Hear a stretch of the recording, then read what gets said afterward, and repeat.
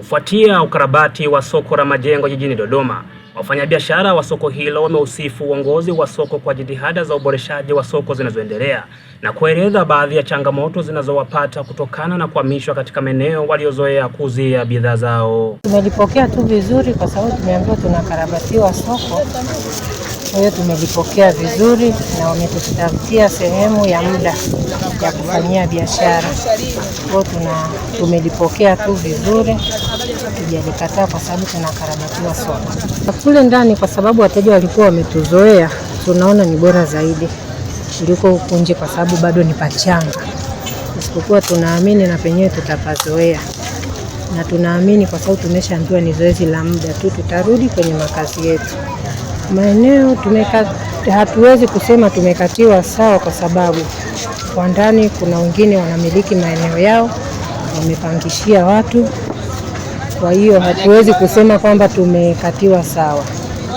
Kwa kupangishiwa anajua amepangishiwa kiasi gani. Tulipokea kwa uzuri kwa sababu ni jambo la maendeleo. Serikali inapopanga swala la maendeleo wana mipango mizuri kwa ajili ya maendeleo ya wananchi. Hatuwezi kupingana nalo. Tunalikaribisha kwa mikono miwili, soko likarabatiwe, tufanye kazi katika mazingira mazuri zaidi kuliko hapo awali. Kiasi fulani imetuathiri lakini hatuna jinsi, kama tulipokea kama lilivyo. Ni jambo ambalo hatukuzoelea. Imetokea, tumeelezwa na viongozi wetu, inabidi tulikubali ili ukarabati ufanyike. Kiukweli tumehamia makao mapya, na ndani ya kuhamia makao mapya tumeathirika kidogo kutokana na ubomoaji au tuseme ukarabati wa soko. Kuathirika kwetu ni kwamba tumetoka makao mapya, mazoea tuliokuwa nayo kule ni tofauti na ya huku. Wateja bado hawajatoka nje, wateja bado hawajakuja kutufikia huku nje, kwa maana ya kwamba bado tunapata shida na soko bado ni changa. Bado hakujachangamka. Hata hivyo, bado kuna idadi kubwa ya wafanyabiashara wanaohitaji kukatiwa maeneo ya kufanyia biashara, baadhi yao wakidai kucheleweshewa kwa maeneo na kulalamikia ugawaji wa maeneo hauzingatii usawa. Lakini bado sisi waathirika bado hatujapata nafasi. Tumeambiwa tusubiri, bado tunaendelea kupimwa. Kwa hiyo mpaka zoezi la kupima litapatikana, ikimalizika zoezi la kupima, sisi ndio tutagawiwa. Lakini siku yenyewe ya kugawiwa bado haijajulikana kwa sababu upimaji bado unaendelea. Na vile vile kuna watu wengine wameshapewa na kuna wengine bado hawajapewa, ni watu wengi. Sasa sisi tuko kwenye foleni ya kungojea nafasi ili tupewe.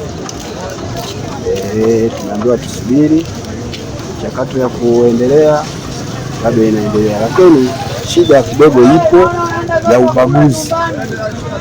Mtu mmoja anaweza kapewa meza 3, 4, lakini sisi tuliokuwa tunafanya biashara za jumla za matunda bado hatujapewa, lakini bado usumbufu vile vile unaendelea. Tunapigwa danadana, njoo baadaye, njoo baadaye, njoo baadaye, njoo baadaye. Eneo haliwezi likatosha watu bado wengi sana.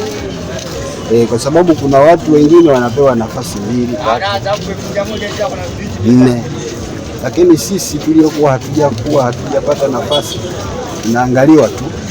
Ukipita bwana, ukitoa malalamiko naambiwa subiri utapata, subiri utapata. Mpaka sasa bado sisi tunasubiri tutapewa au hatupewi. Kwa hiyo majukumu yatakuwa ya kwao wao.